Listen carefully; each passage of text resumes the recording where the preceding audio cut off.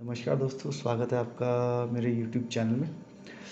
आइए चैप्टर 2 के केमिस्ट्री के क्लास 9th के कुछ क्वेश्चंस लेके आए हैं यूनिट टेस्ट पेपर 2 से। बहुत बढ़िया और इम्पोर्टेंट क्वेश्चंस हैं ये। वैसे तो ये बुक बहुत बढ़िया है, जो सिंप्लीफाइड आईसीएसई केमिस्ट्री की है by doctor Virav J Dalal. Almost 1000 teachers के रिव्यूज़ हैं इसके बारे में। बहुत बढ़िया, बहुत बेहतरीन और शानदार किताब है। और इतनी इसमें डिटेल्स में हर रिएक्शन एक्सप्लेन करा गया है इस चैप्टर में, केमिकल चेंजेस एंड रिएक्शंस में। तो इसको एक बार चैप्टर को थोरो रीड करिए। बहुत सिंपल लैंग्वेज में डेफिनेशन दी गई है, आपको कोई ज़्यादा दिक्कत आएगी नहीं समझने में। कुछ क्वेश्चंस हैं जैसे जिनके उसमें है नहीं, आंसर्स आपको मिलेंगे। तो मैं थोड़े क्वेश्चन सेलेक्ट करके लेके आया हूँ और फिलहाल तो इस वीडियो पे थोड़ी सी बनाए हैं मैंने। बाकी आने वाले वीडियोज़ में बाकी क्वेश्चंस भी करा दूँगा। तो आइए देखते हैं किस टाइप के क्वेश्चन हैं इसमें। ये पेज नंबर 32 पे है। पहला जो क्वेश्चन है वो फिल इन द ब्लैंक्स है। इसमें कुछ ऑप्शंस दिए गए हैं, उसमें से हमें ऑप्शंस सिलेक्ट करने हैं। तो चलिए स्टार्ट करते हैं इसको। जो क्वेश्चन नंबर 1 है उसमें है complete the following statements by filling the blanks.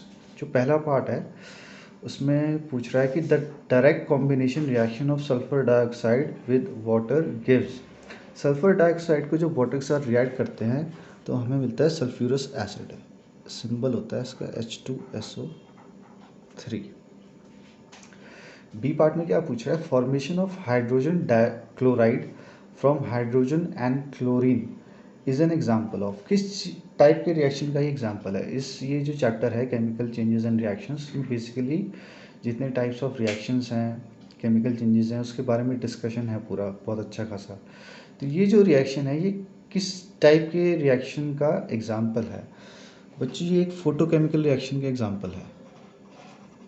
Photo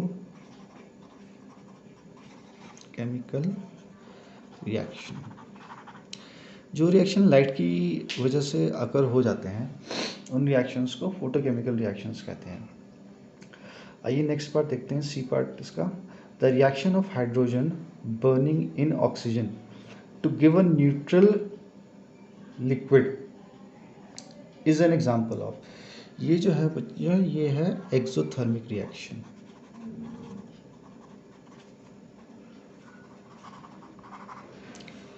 The reaction of hydrogen burning in oxygen to give a neutral liquid is an example of exothermic reaction। exothermic reaction क्या होते हैं बच्चों, जिसमें it is a type of chemical reaction which proceeds with evolution of heat energy, जिसमें heat energy evolve हो जाती है, उसको बोलते हैं हम एक्सोथर्मिक रिएक्शन।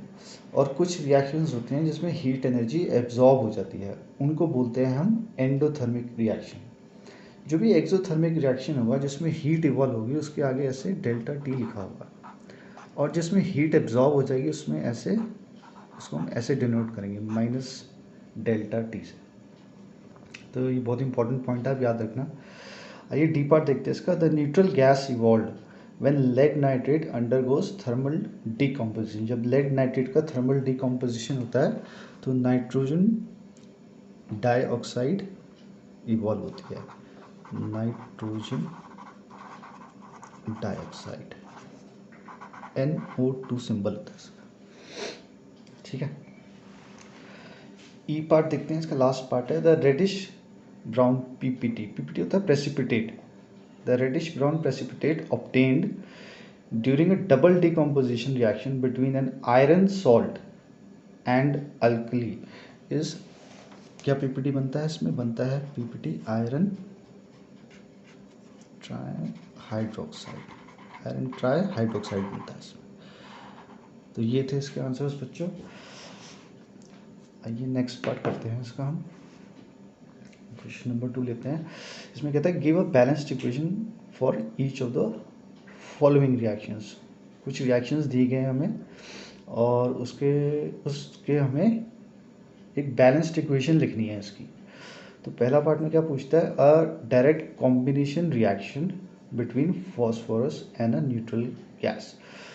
ये जैसे कि एक डायरेक्ट कॉम्बिनेशन रिएक्शन है, एक फॉस्फोरस का और एक न्यूट्रल गैस। न्यूट्रल गैस बच्चों ऑक्सीजन एक न्यूट्रल गैस है, जैसे फॉस्फोरस का सिंबल होता है P+, ऑक्सीजन, फॉस्फोरस, सॉरी यहाँ लिखना था मुझे, फॉस्फोरस प्लस ऑक्सीजन को जब मैं रिएक्ट करूँगा तो ये बन जाएगा P2O5। इसको बोलते हैं फॉस्फोरस पेंटॉक्साइड। फॉस्फोरस को जब ऑक्सीजन के साथ रिएक्ट करेंगे तो बन जाएगा फॉस्फोरस पेंटॉक्साइड। अब इसको बैलेंस भी करना है। फॉस्फोरस यहाँ पर 1 है, फॉस्फोरस 2 है और ऑक्सीजन 5 है यहाँ पर।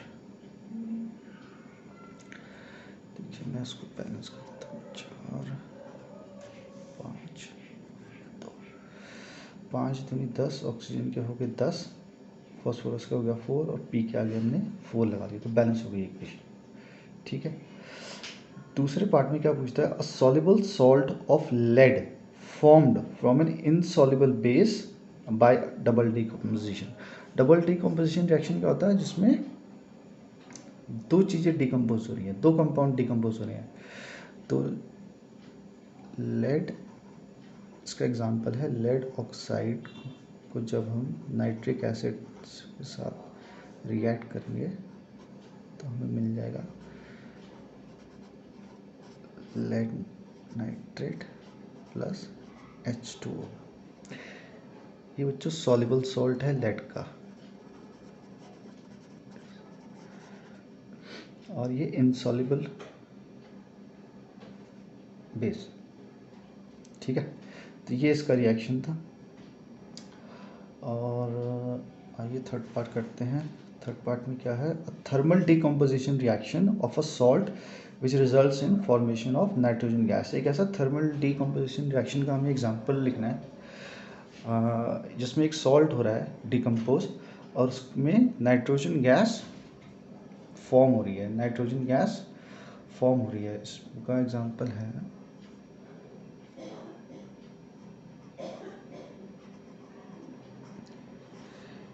ये होता है बच्चों अमोनियम डाइक्रोमेट, ऑरेंज कलर का होता है ये।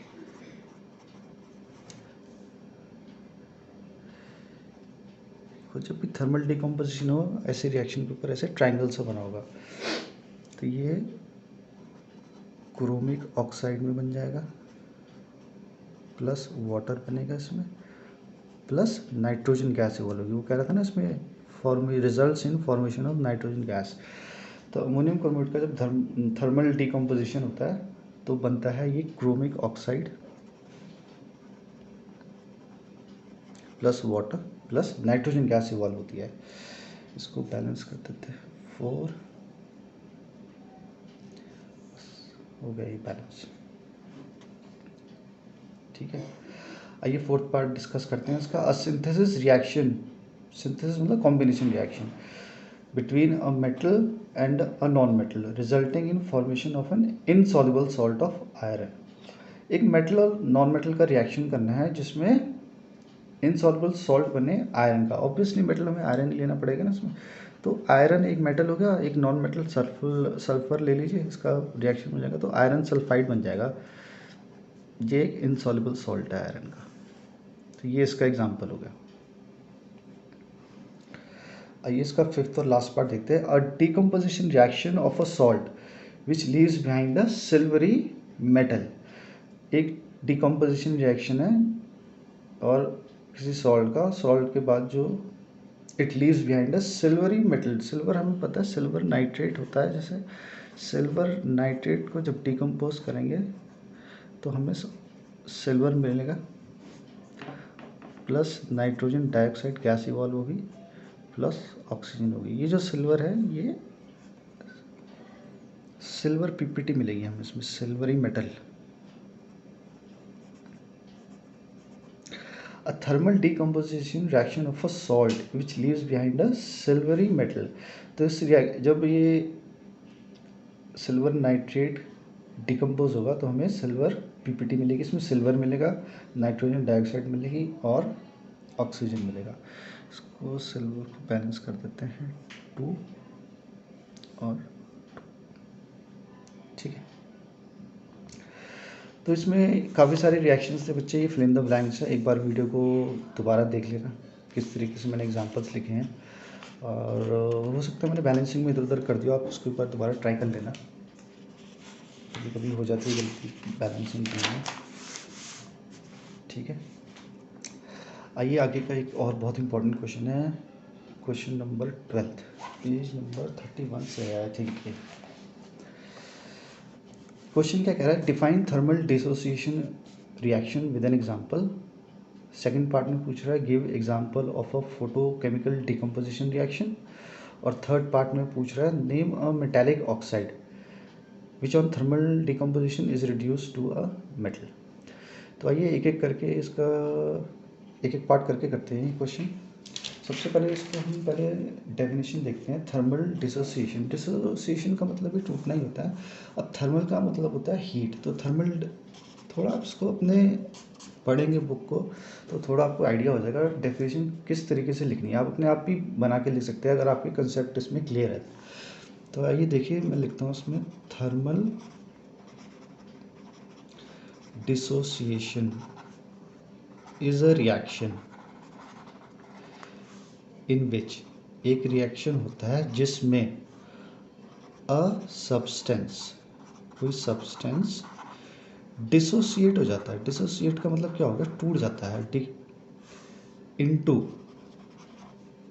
One or more simpler substances.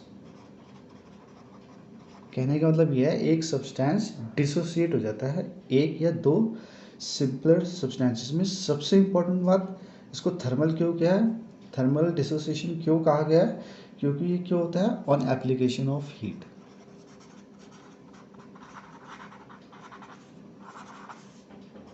Heat की एप्लीकेशन से होता है रिएक्शन। इसका एग्जांपल लिख लीजिएगा आप, एक अमोनियम क्लोराइड, ऐसे एरो के ऊपर हीट लिख देंगे, ऑन एप्लीकेशन ऑफ हीट, ये अमोनिया में और हाइड्रोक्लोरिक एसिड में डिसोसिएट हो गया। देखो ये एक कंपाउंड है ना, ये अमोनिया दो कंपाउंड में डिसोसिएट हो गया under the application of heat. तो ये एक थर्मल डिसोसिएशन रिएक्शन हो गया और ये उसका एक एग्जांपल हो गया। उम्मीद करता हूँ आपको ये समझ में आया होगा। आइए सेकंड पार्ट देखते हैं इसका।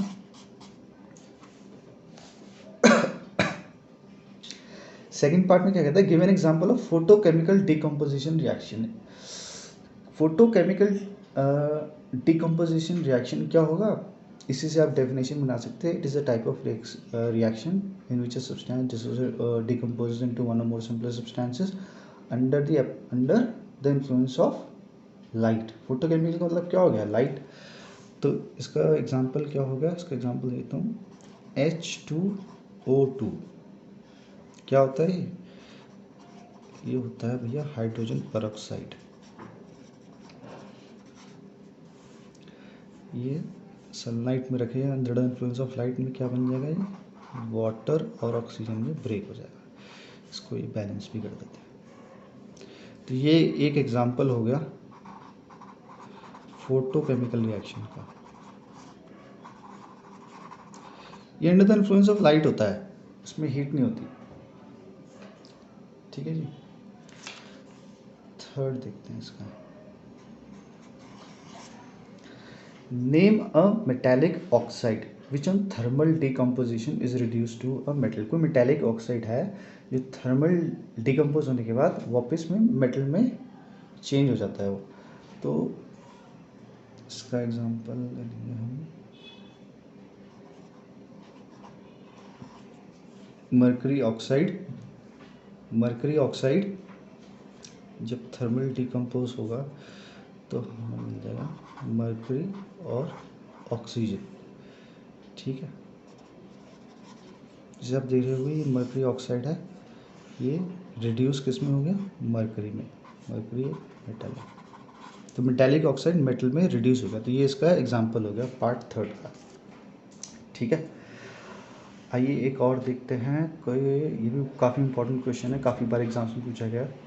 Explain silver nitrate solution is kept in coloured resin bottles in the laboratory. तो जो सिल्वर नाइट्रेट सोल्यूशन होता है इसको कलर्ड रेजिन बॉटल्स में रखा जाता है लेबोरेटरी में, उसका एक्सप्लेनेशन पूछ रहा है ऐसा क्यों करा जाता है। किसी भी चीज़ को कलर्ड बॉटल में इसलिए रखा जाएगा ताकि उसमें लाइट पास ना हो और वो डिकम्पोज ना हो जाए, मतलब उसमें कोई फोटोकेमिकल रिएक्शन ना हो जाए।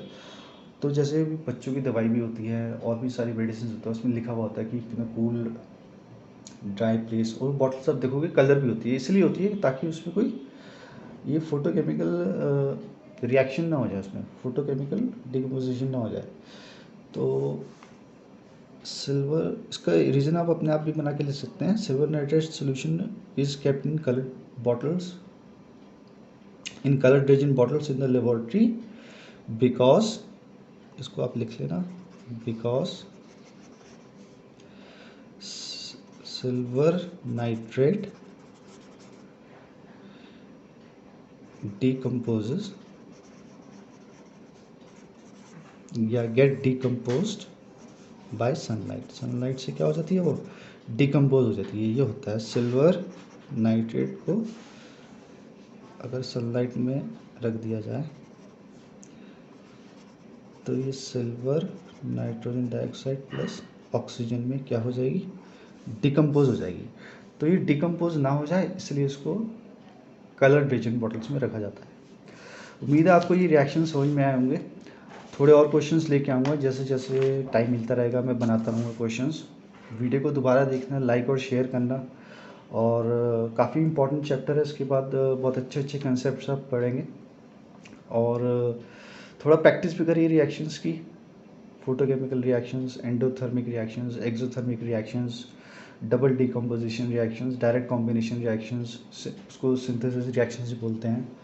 तो एक एक टाइप ऑफ रिएक्शंस के एक एक एग्जांपल भी आपको आने चाहिए। एग्जाम में डायरेक्ट पूछ सकता है या कोई रिएक्शन दे देगा, आपको बताना होगा कि ये डबल डिकम्पोजिशन रिएक्शन है या डायरेक्ट कॉम्बिनेशन रिएक्शंस है, तो आपको आइडिया होना चाहिए वो, लेकिन तभी हो पाएगा जब आप उसकी बुक में बहुत अच्छी थॉरो रीडिंग करेंगे। और ये रिएक्शंस काफ़ी लंबे लंबे होते हैं, जैसे शुरू में आपको देख के लगेगा कि बहुत डिफ़िकल्ट है, हो नहीं रहा हमसे, लेकिन जब आप एक इक्वेशन को, इनको बार बार लिखेंगे 30-40 बार लिखोगे तो आपकी हैबिट बन जाएगी, फिर आपको इतना मुश्किल लगेगा नहीं है। इसी तरह बैलेंसिंग ऑफ केमिकल इक्वेशंस भी होता है। शुरू शुरू में थोड़ा सा टफ लगता है हमें कि हम क्या कर रहे हैं, लेकिन अब जब आप, मेरा मानना है 50-60 से ऊपर जब आप लिख देंगे तो आप रिएक्टेंट्स लिख देंगे, आप प्रोडक्ट्स आप खुद ही अपने आप लिखना सीख जाएंगे, क्योंकि इतनी प्रैक्टिस हो जाती है हमें। चलो ठीक है, आज के लिए इतना ही, मिलते हैं नेक्स्ट वीडियो में। Take care, bye.